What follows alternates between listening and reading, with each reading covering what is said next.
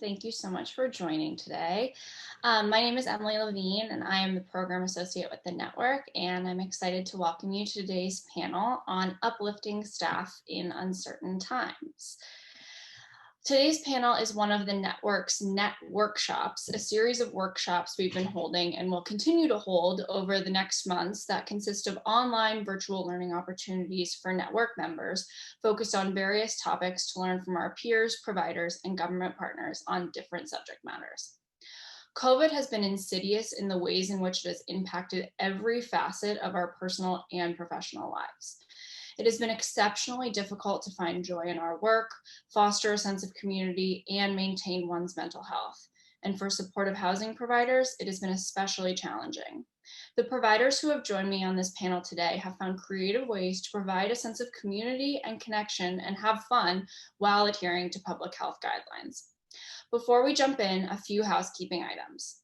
Some of today's panelists have provided us with visual aids and other resources. We will post the links to these resources in the chat. We'll start the panel by having each panelist describe how they are working to boost staff morale. Then we'll open it up for participant discussion and Q&A. We know that our panelists today are only some of our many members finding creative and fun ways to support their staff.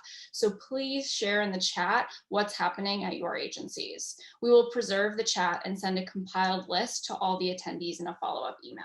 I have with me Peggy Leggat, Director of Nutrition and Culinary Arts at Lantern Community Services, Tori Lyon, Chief Executive Officer at Jericho Project, Molly Mattimore, Deputy Executive Director at Housing and Services, Inc., and Kilara Soltanoff, Chief Compliance Officer at Urban Pathways. So thank you everyone for joining.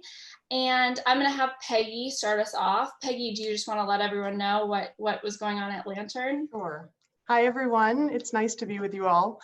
I am the Director of Nutrition and Culinary Arts at Lantern, and this has been a really challenging time for everyone, I know. So in March, when we decided to sort of change course and stop all of our group activities and have staff go part-time on site and work from home part-time, we wanted to really maintain a connection with the consultants that we work with across nutrition, culinary arts, the fine arts, and fitness. So we have 16 sites, and we have 5 consultants who we work with regularly and have really strong connections with the communities at our buildings. And so we decided to create a way for them to continue connecting with our tenants and with the staff. So each of our consultants has, over the last 8 months, been making these little videos, and we created a Vimeo channel, a Lantern Vimeo channel. It was very adventurous of us and sort of experimental. So, but it really has provided a way for our staff to maintain connection with our consultants and also share that with our tenants. So the range of videos, it includes cooking classes, it includes dance videos, meditation.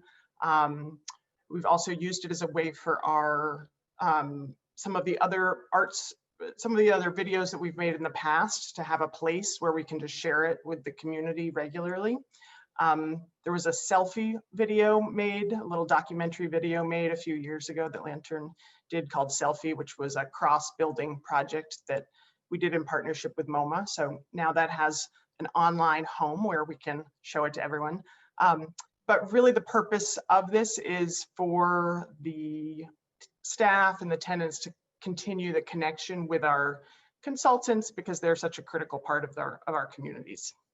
And so that's one way we've sort of, worked to boost morale. But then another thing that we have done is sort of, because food, as the Director of Nutrition and Culinary Programs, I get to sort of oversee all of the food programming, and that's usually very much a way to bring community together. Obviously, we can't do that now, but sort of for Thanksgiving, we prepared like a grab-and-go meal with City Beats Kitchen. We delivered, I think, over 1,000 meals to people that were pre-plated, and our staff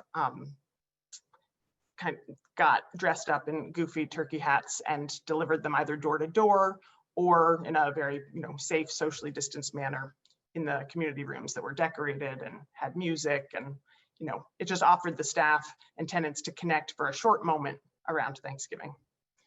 So yeah, I love both of these examples. They're so fun. And you mentioned that the Vimeo channel was kind of like Lantern going out on a limb and trying something new. And I think that's a definite through line through everyone who's going to be talking today, like taking risks and just kind of experimenting and seeing what works. And a lot of things end up working really, really well.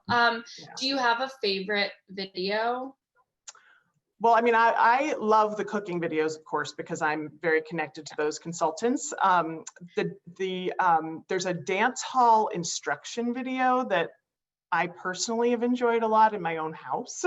So we have a partnership with Eric Taylor Dance, and they have provided a number of videos.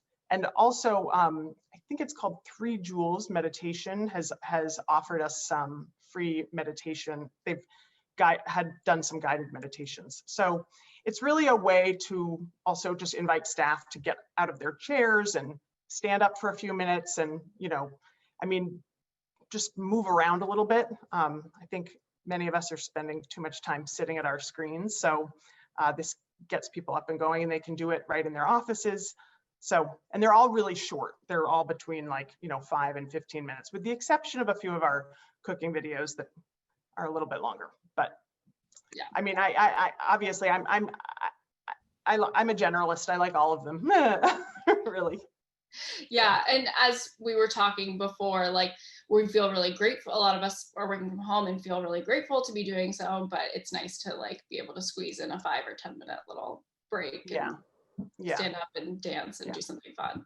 Awesome. I also see in the chat, Carol said Lantern also ran a competitive challenge, Time to Shine, a competition between buildings. We did, yeah. So that was, we had a Zoom call where we had our art therapists lead us through some art activities and meditation. We also had our trainer lead us through a few sessions that people could participate in, all across the agency. We compiled a cookbook at that time. It was like a little bit of a competition between buildings. Whoever participated the most ended up getting a gift card for lunch. And with that, I think I got a recipe from at least one staff person from every site. And so we compiled a little Lantern community staff cookbook. Cool. So, yeah. I also really like how a lot of these things are being memorialized either in videos or online, and it's something that will live on past this time and will be a really happy, fun memory from a pretty dark and time full of despair. So that's a really cool outcome. Thank you so much, Peggy. Oh, and someone in the chat is asking, what's the name of the group that provided the guided meditations? It's 3 Jewels. 3 Jewels is it's a meditation organization. Awesome. Let me find the link for that, and 3 Jewels got it. She got it. Great. Yeah. Thank you so much. And I think next we'll move on to Tori. Tori, do you want to describe what was happening at Jericho Project? Yeah, thank you. I would say, Jericho Project has done a lot of things for COVID, over the past 9 months. Probably many of them that other groups on the call have also done. And I would put them into 3 buckets. One is communication, one is wellness, and the last one is equity. And so, as you remember, when COVID first happened, things were changing every day, even every hour. So we felt that communication was really important. And, beyond just sending out informational emails, which, we all were flooded with those. So we started a Monday morning all staff meeting, and it's a Teams meeting. And we usually get we have about 200 staff. We usually get about half of them to tune in. And those Monday morning meetings has really kind of been a way to communicate and also to address the other two areas that I spoke about. So we've done it pretty much every Monday. Sometimes it's just an update on COVID, that we have a new policy that you have to wear your mask at your desk now, or we're encouraging everybody to get flu shots, or here's what's the latest happening with the school openings or closings. And I think it was just, it was certainly informational for staff, but also just to hear from senior staff what was going on in the agency. Everybody was very anxious at the beginning about coming to the office. So one of the things we also did is, as with, I'm sure all the other supportive housing providers on the call, we did have maintenance and our front desk staff coming and continuing to come in full time. Everybody else was pretty much fully remote, and that was hard to do. They had to be there, and they also happen to be the lowest paid employees of supportive housing in general. So we did give them incentive pay, as I know many others have. We also gave them Uber gift cards every week that they could use either to take a car to and from work, or they could use it for Uber Eats to order lunch or even dinner for their family. So we thought that was important. We also really celebrated them. So we did profiles of some of our frontline workers, and I did an op-ed that got published around. Through social media, we were like, hey, this is, our super at this site. He comes in every day from Staten Island, and is there every day. So I think that helped just to kind of, celebrate people.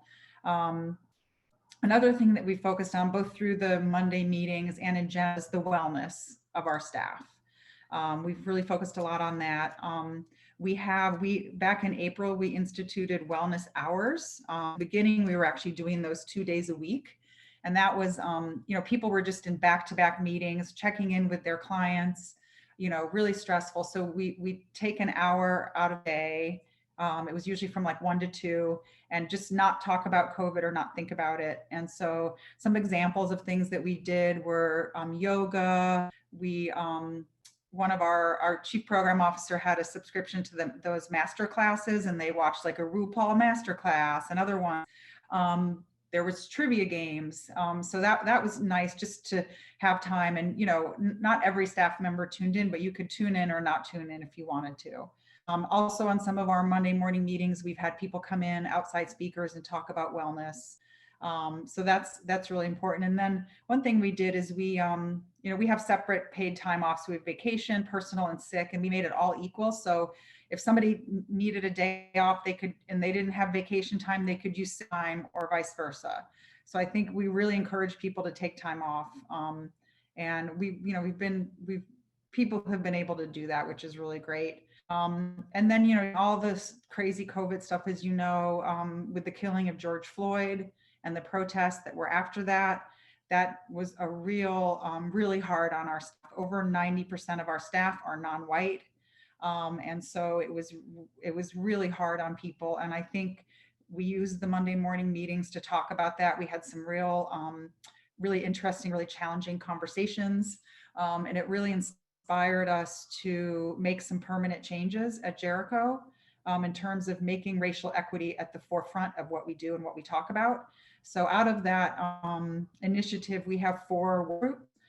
One is oversight work group. We have an advocacy.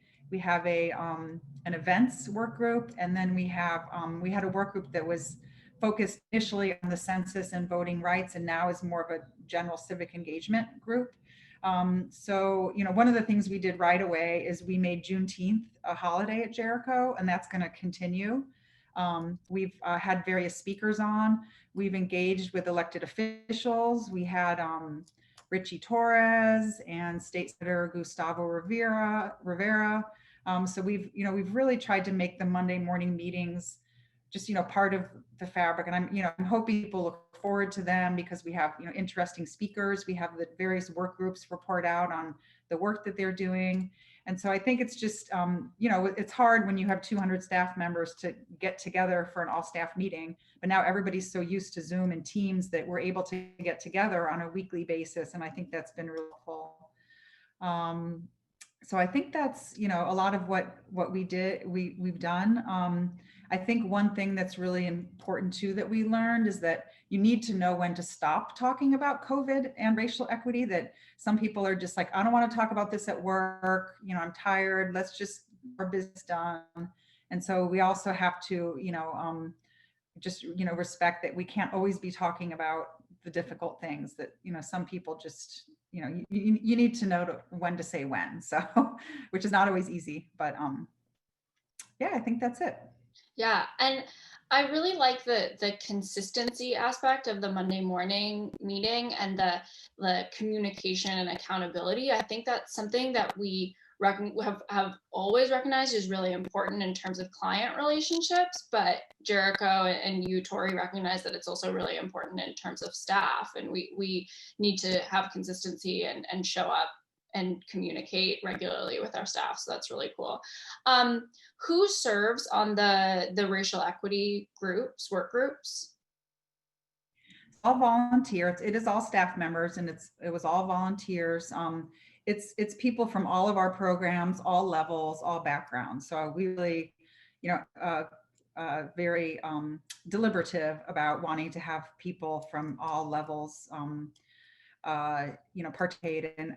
I head up the oversight committee, so we kind of, are doing it overall for Jericho, and I have case managers on there. I have program directors, the direct maintenance is on that work group. And so, and I've empowered the group to really do a lot. Like, they control the purse strings for the work that we're doing, equity work that we're doing. So they have approved budgets. We're as a group, we came up with a new value statement for Jericho, where we've commissioned a couple of artists to do original artwork for our buildings, our artists of color. So we've increased our minority-owned vendors that we do business with. So we want to put our money where our mouth is, and the work groups have been, leading that. So yeah, it's been great.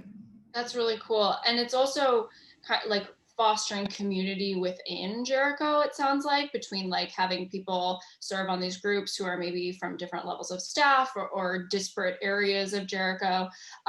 So they're connecting over something really important, and then creating this sense of community outside of Jericho too, with these new vendors or these artists, and also through like having Richie Torres and these elected officials come in, you're creating this community with the community beyond Jericho and your agency, which is really cool. Thank you, Tori. And with that, we'll move on to Kilara. Kilara, do you want to talk about what's happening at Urban Pathways? Sure. Good morning and happy Friday, everyone. So here at Urban Pathways, pre-pandemic, we were holding 4 staff appreciation events a year. During the pandemic, when we're shifting our large in-person gatherings to remote, we kind of started brainstorming on how we can continue to hold these staff appreciation events. So we decided to do it all virtually. The first one we planned was our staff summit. And our staff summit is an opportunity for all of our staff to gather in one space and engage in or participate in a diverse lineup of workshops, which range in personal development and professional capacity building. So we put together a planning committee, which consisted of volunteers across the organization.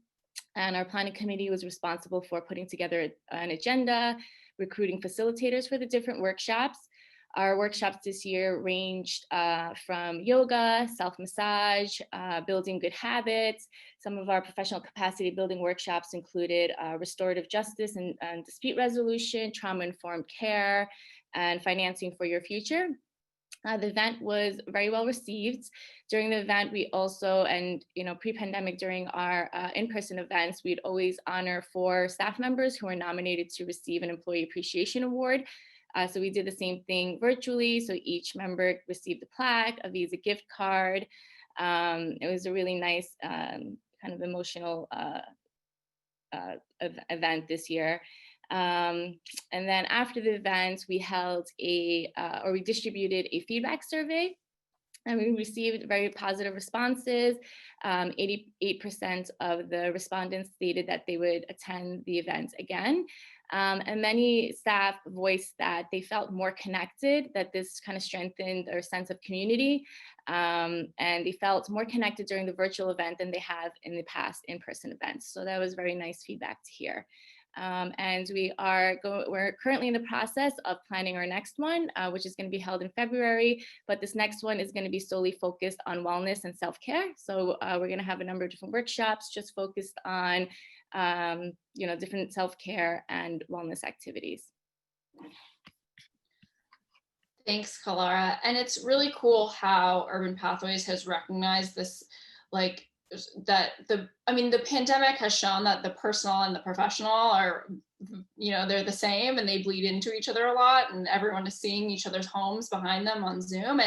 And the fact that this event had both professional development and these personal workshops about yoga and massage just show that, like, Urban Pathways is recognizing that these are the same and they are integrally connected, and we need to take care of both sides of our person in order to do really well. So I think that's really, really great. How do you decide what the panels are or what the workshops are? Well, our planning committee kind of brainstormed different ideas. They kind of used individuals that they knew. We reached out to different presenters. I also forgot to mention that we had actually a really wonderful keynote speaker who spoke on racial equity and the presence of systemic racism within the social service nonprofit landscape. That presentation was very well received by our staff as well. So it was really just our committee members who reached out to different individuals. Many of the facilitators did the workshop just as a donation and pro bono. A couple of them did charge a fee, but it was, just a small number. So, a lot of the facilitators said that they were very happy to do this on their own time. That's great. And your next one's coming up in February? Yeah. Cool. Thanks, Kilara. And I'll hand it off to Molly. Molly, do you want to talk about what's happening at HSI?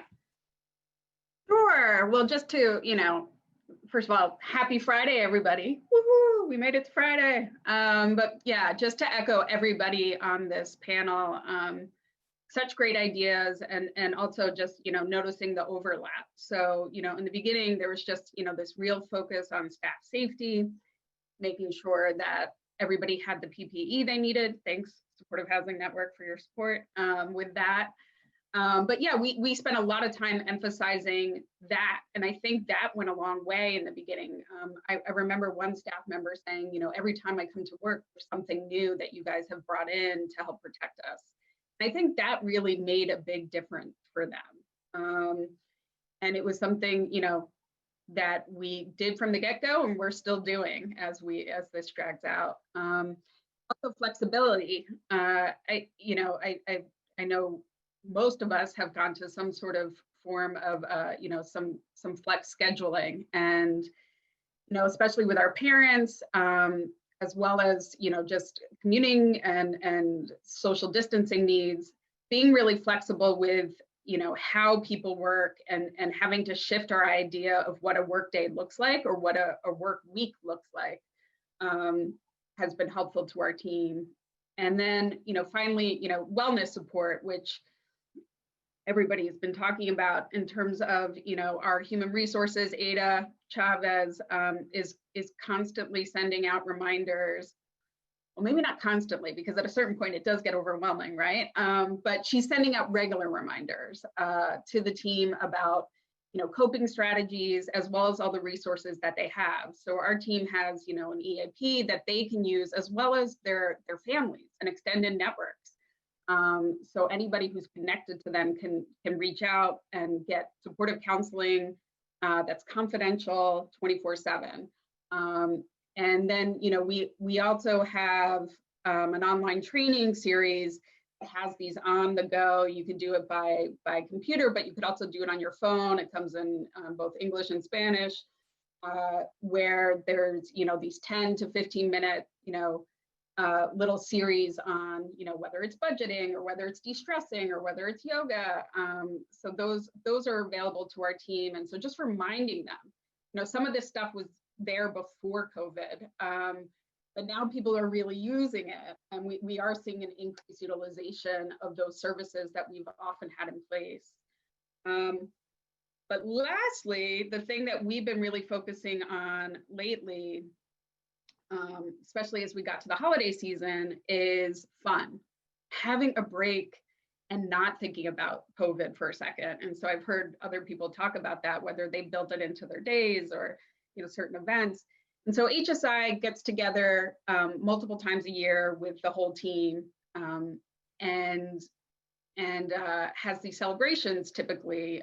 We have one at Mittens, which is our jazz club that is at a commercial space at one of our sites, and then we go to a park and have a barbecue. And so part of those events, we always have raffles, and usually really good raffles, and we do that through credit card points and some other things that I'll get into in a second. So the question for us this time was, okay, obviously we can't get together, but how could we do something that is similar? So in this world, we went to Zoom like everybody else. We started using something called the Wheel of Names. And I have a link if you're interested, but you can put all your staff's names in. You can only win once. So once your name is picked, it then gets out of the wheel. So you can only win one of the great prizes once. But we're doing it weekly. And so instead of just having one event, one night, we're doing it once a week from basically Thanksgiving through the end of the year. And so we thought that was a way to sort of get through this holiday season, which can be challenging, not just for our tenants, but also for us, given the limitations. Yes, you can get the name of the wheel.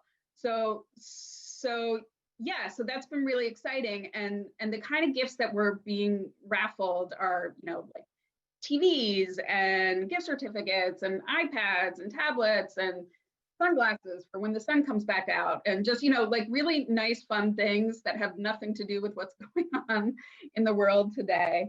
And we're able to do that because, in part, largely, that we're using credit card points. So our director of operations, Dan Danaher, has a big truck and he's running around all the time buying things for the sites, especially this year, where he's buying more material than normal. And so we use those points to get a lot of these gifts. We also have used some of our staff event budget to go towards these efforts. And so it's just a time, whether you're at home or on site, that we encourage everybody to just take a break, whether it's 10 minutes, 20 minutes, stay on afterwards to chat, see each other's faces, laugh a bit, and also have the opportunity to win something that's really fun. And so it seems like it's people are enjoying it. I do think we will try to continue it in some capacity, obviously not with all the prizes going forward, but that idea of getting together, having that break, and having some fun. In addition, everybody is going to be getting like this great gift basket. Another shout out to Ada. So everybody will be getting, a wellness and fun. It's sort of a combination. So gift basket at the end of the year, because we don't have our end of year holiday party. And one thing about that is just that, we're able to work with vendors that gave us a lot of freebies or, reduced prices. And that's really just about relationship building and being clear about, just how awesome our team is and what they do. And some big box stores as well as some smaller vendors have really responded and helped us out with that. That's great. And what role, when you have the weekly raffles, what role does the staff play in those raffles? Sure. Well, so, we have invited, right now our human resources manager has been doing the lion's share of it, but I've been introducing the idea of, hey, why doesn't somebody do the music? Why don't we have, maybe a little meditation?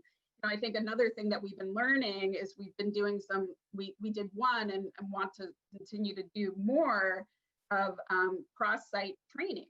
We do all these trainings all the time, all of us, but actually having like a case manager, a senior case manager at Cecil doing a training for the entire organization. Well, they get to know something that she's very good at, say one-shot deals. And instead of outsourcing that, doing it internally so people get to see each other and spend time together and really learn from one another. So we're doing, we're inviting them to do the same thing as part of this fun. Like, hey, what do you guys want to bring to this? So it's not just us, picking out a name off the wheel, but really inviting them to participate. Yeah, like staff ownership and leadership. And it's kind of like what Kilara was talking about, that like your staff is going to pursue these opportunities for professional development outside of your agencies and your organizations. So why not bring them in? And I just think that's sort of a through line throughout what everyone has said today, that like we are leaning on our frontline staff more than ever.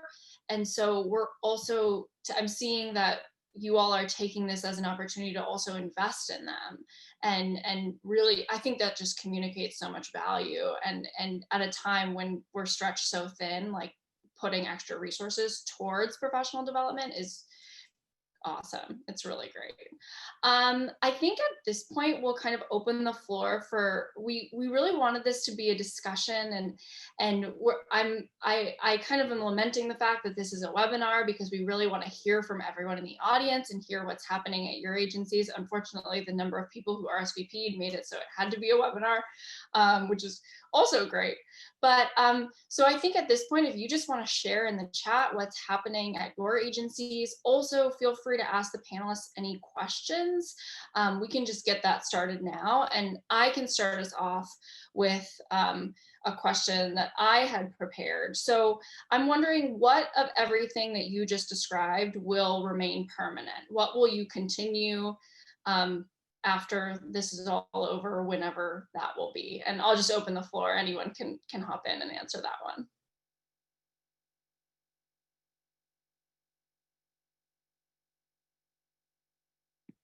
Well, here at Urban Pathways, we're going to continue holding our staff appreciation events virtually until we can resume kind of in-person large group gatherings again. We're continuing all of it for the foreseeable future. The racial equity work that we're doing, that's a commitment that the agency has made to make permanent, to make these work groups permanent, and to continue to address areas where we can. In terms of the Monday morning meetings, I mean, for now, I think we're going to continue them. At some point we may switch it to every other week or something, but right now there's still a lot happening. And so, yeah, for now we'll continue. I think as far as the Vimeo channel goes, I'm not sure it will maintain itself in its same form once everyone's back on site regularly and we're having groups, but I do think it will exist and maybe take on a new form. It will sort of have its, hopefully it will kind of be the home for other kinds of video projects beyond this chapter. Mm-hmm. But I also think we'll always continue to have our like staff, or we'll have some kind of events that continue to like keep tenants and staff connected, but they'll take new forms also. So yeah, and a big part of moving to virtual is we have the chance to kind of meet our staff where they're at. That was something I heard that a lot, that anyone can, these things happen in the middle of Monday morning, or people can participate from home with their kids running around in the background or at their desk. And so it's a great way to just kind of meet people where they're at and provide this fun and this engagement, no matter what they're doing, which is really cool. We had a question in the chat: who or which function within your agency is responsible for generating that activity? So maybe it's you, or maybe it's someone else in a different role. I'll throw that to you all. So this is Molly. I'll just say that it's not just one person. Certainly Ada, who's our human resources manager, is doing a lot of the topics I talked about today. But in terms of, you know, transparency and communication, that's happening at all levels. Our program managers have been amazing in terms of doing team meetings regularly. And so yeah, it's really a group effort, and it doesn't fall on one person's shoulder. It's really, it's from the top all the way, you know, through the organization. And yeah.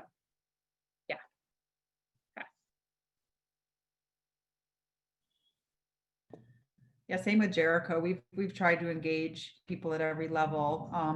It's really, we also didn't think it was fair just to put it all on human resources or just one person.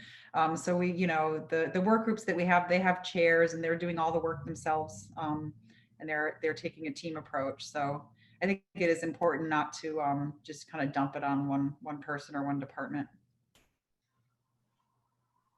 Yeah, we've heard a lot about staff empowerment and staff ownership and the dispersing of responsibilities. And that feels like something that will also be permanent and will also continue. Another question is, what would you have done if you had the funds to do so? So if you could have afforded it, what would you have done? This is kind of a tricky one because there's a lot of things I'm sure that you would have done. Well, if money wasn't an option, we would have Wi-Fi'd all of our buildings. So that would have made communication easier for our case managers and their tenants. You know, we're in the process of looking at how to do that, thanks to some of the support of the network as well, in terms of guidance. But yeah, so I think making communication easier as we went remote, as well. So that also means technology for our tenants, because some people have it and some people don't, and sort of equalizing that tech divide and really seeing that as a social justice issue. So that would be one thing. The other thing obviously would be, you know, compensation, greater compensation, and the ability to do that. I think, you know, it was very unclear how contracts were not going to reimburse agencies and put and you know, how that was going to happen with people on the contract, not on the contract, and how to do that fairly. So, you know, we were able to do some compensation and some recognition monetarily, but we would have loved to be able to do more, of course. And then finally, greater support for families, and I would love to have work groups around that just alone. But you know, if money was no option, just real support for those parents who are both working and managing home, especially when children are not able to go to school. Mm-hmm.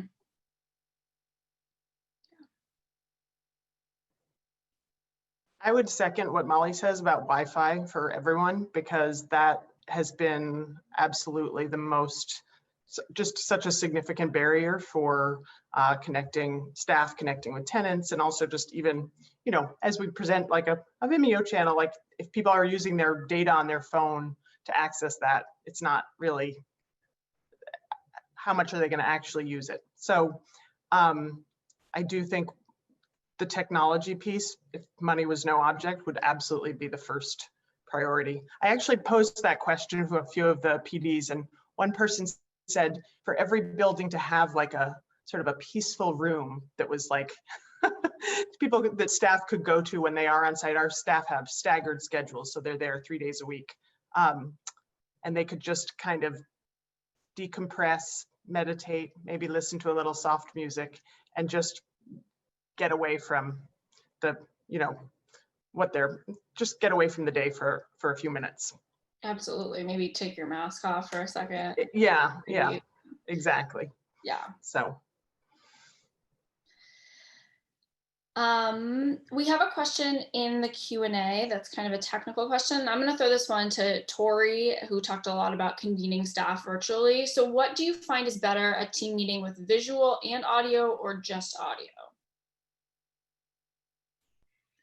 I always like to see people's faces. I always show my face when we have meetings, not always, but certainly on the Monday morning meetings, I do. You know, with 100 people on a team call, it is hard to see everybody's face, and it, you know, sometimes it's even a little distracting. So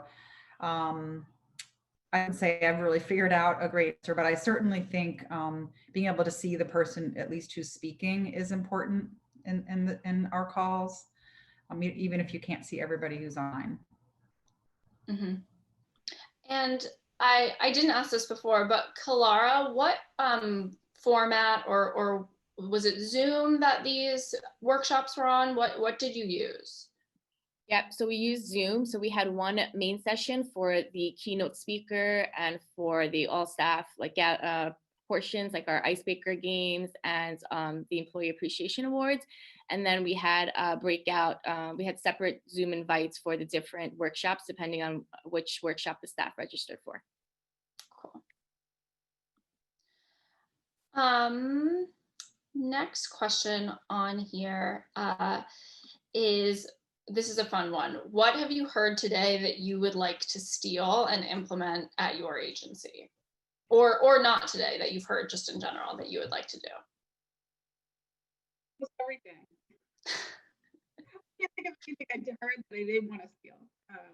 I'm really excited to hear more about Tori's experience with the work groups, and would be excited to learn more in depth about what that looks like. I think it's a little hard to capture the whole thing in a short amount of time. So I'd be very excited about that. But honestly, all of the ideas are so much fun. So I'd love to incorporate as many as we could. And unfortunately, I think we might have the time to do that. So. We've already stolen your idea, Molly. We're having a raffle for the holidays, and we're using our credit card points. So thank you for that idea. Yeah, that's one I want to steal as well, Molly, the raffle idea. I think it's a great way to boost morale. Yeah, I'm the raffling off really nice goodies is really, that's a good boost for people. Yeah, absolutely. And it's not just, that's one thing that really surprised me. It's not just, you know, little dinky things. It's iPads, it's Beats, it's big, it's big prizes, which is awesome. And one tip going forward, because it's something you can do, you know, post-COVID too, but what we realized, because we wanted to do more than we normally do, is, you know, you're accumulating points as you go, and it's best if you're buying gifts as you go through that, because at the end of the year, everybody's trying to do that. So sometimes you can't get what you want.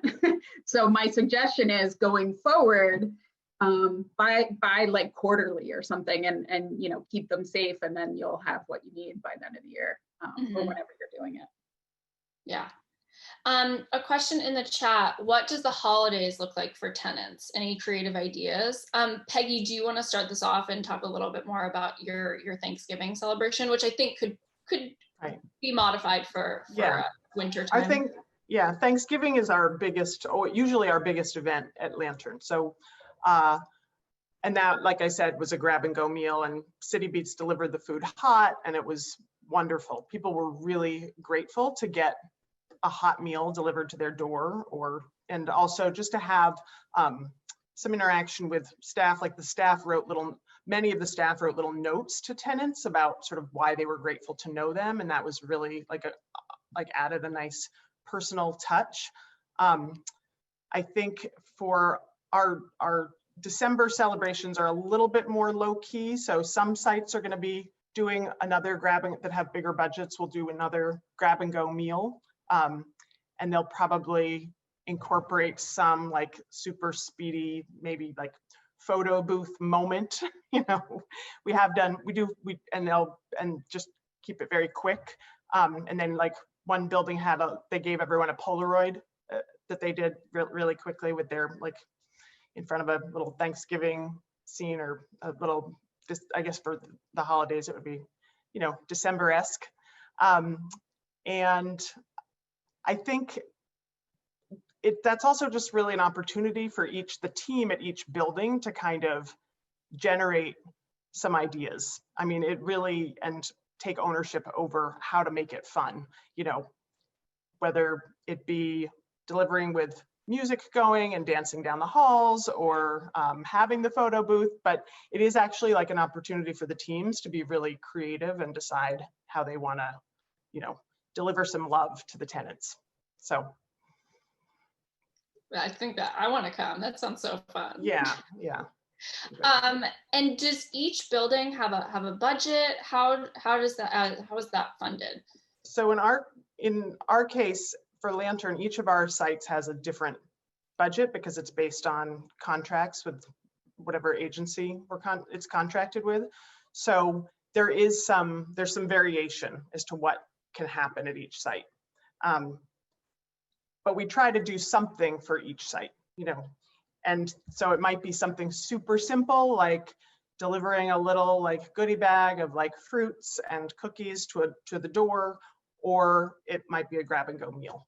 But we also do actually have a gift drive that we do for all of our sites that have children and young adults who've aged out of foster care. So that takes place. We actually, our director of specialty programs and evaluation is like delivering, she's like Santa Claus today, delivering like hundreds of gifts to buildings.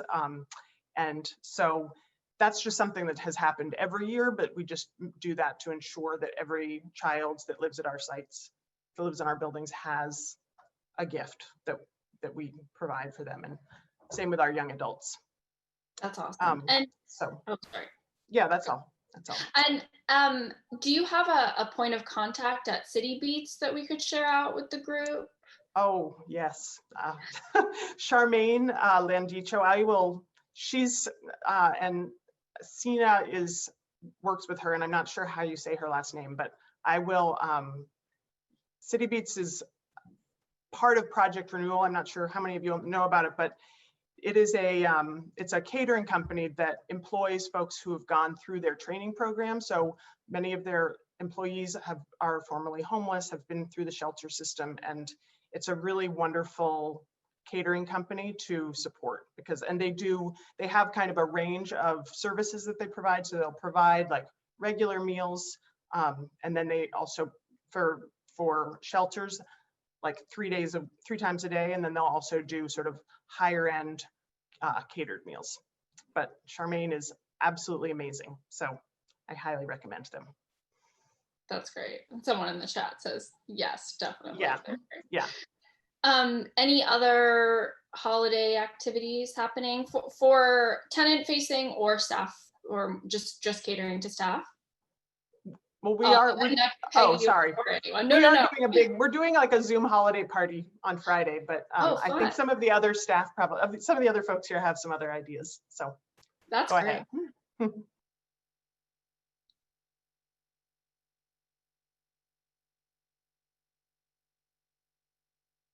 And that's okay if not.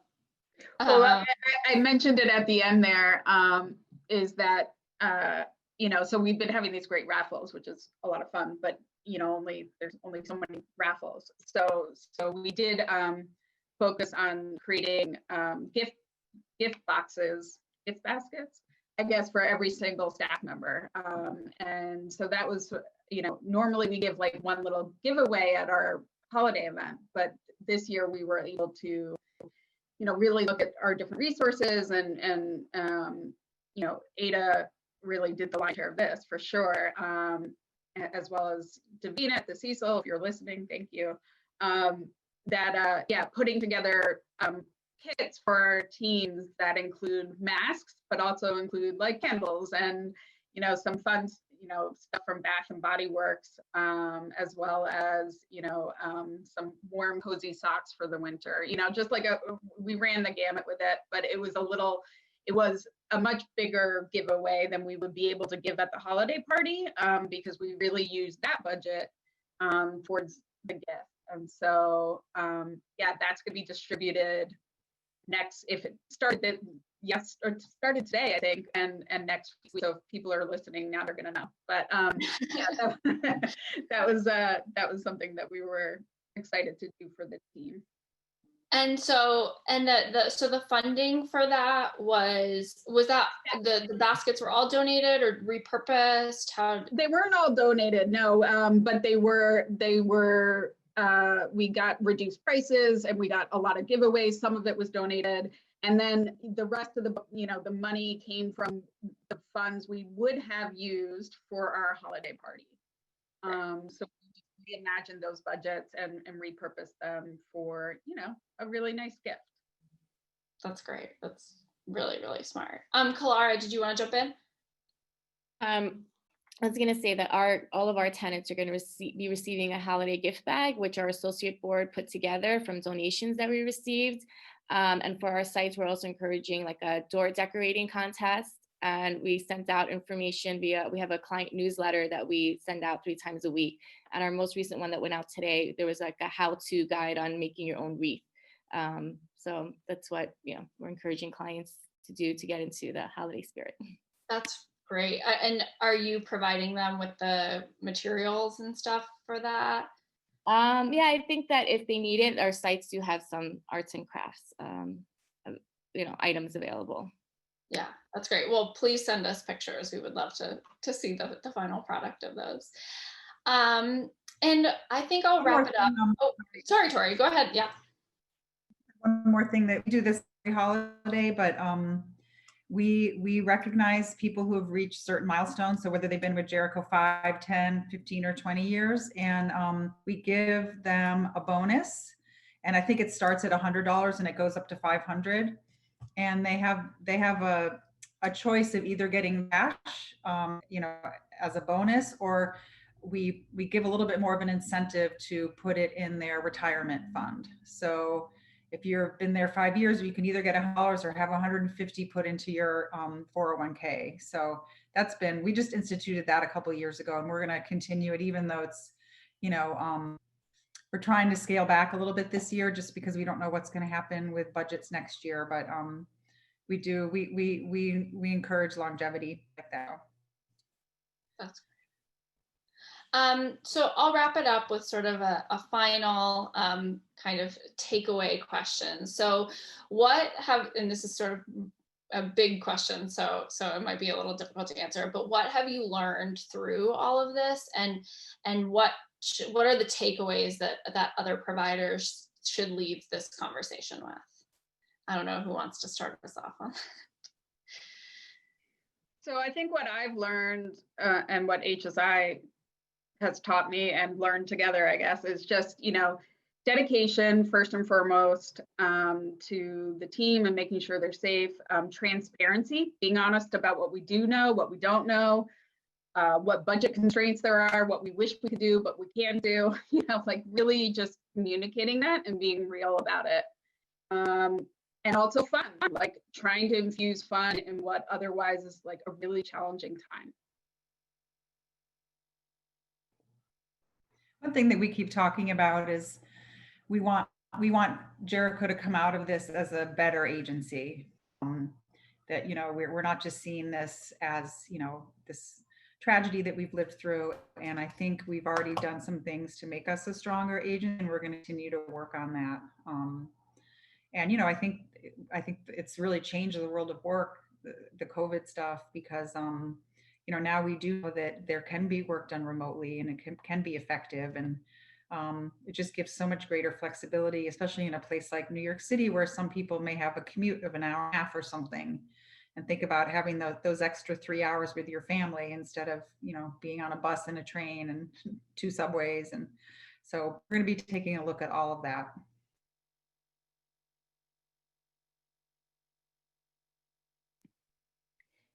And I think just communicating the importance of wellness and self-care for our staff. They do really hard work.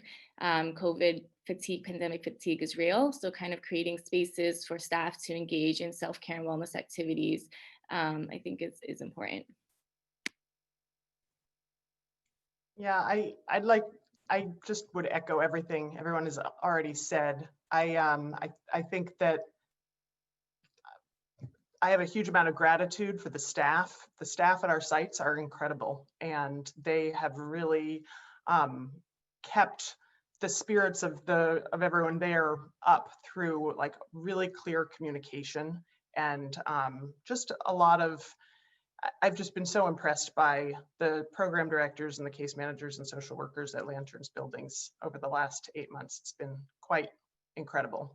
And I also really do think like we will come out of this stronger because of the creativity that has been, you know, demanded of all of us in light of, in the midst of these multiple crises. So doing things that generate community amongst staff, like something as simple as planning for the holiday party, which is a Zoom holiday party isn't that simple, you know, you got to keep people engaged, but it asks staff to kind of think about something besides COVID or, you know, what's going on with their caseload, or, you know, so it gives them an opportunity to just think about something fun and helps them connect with others, you know, across buildings. And I think that those sorts of activities are also really important, just generally to carry through to beyond this chapter. So. Absolutely. Well, I couldn't have wrapped it up better myself. So I think we'll just leave it at that. Thank you, Tori, Peggy, Molly, and Kilara, so much for taking the time to join me today. We really, really appreciate it. And happy Friday, everyone. Thank you. Happy Friday. Thank you. Thank you. Happy Friday. Thanks for all Thanks, the great everyone. ideas and everything you all are doing. It's great.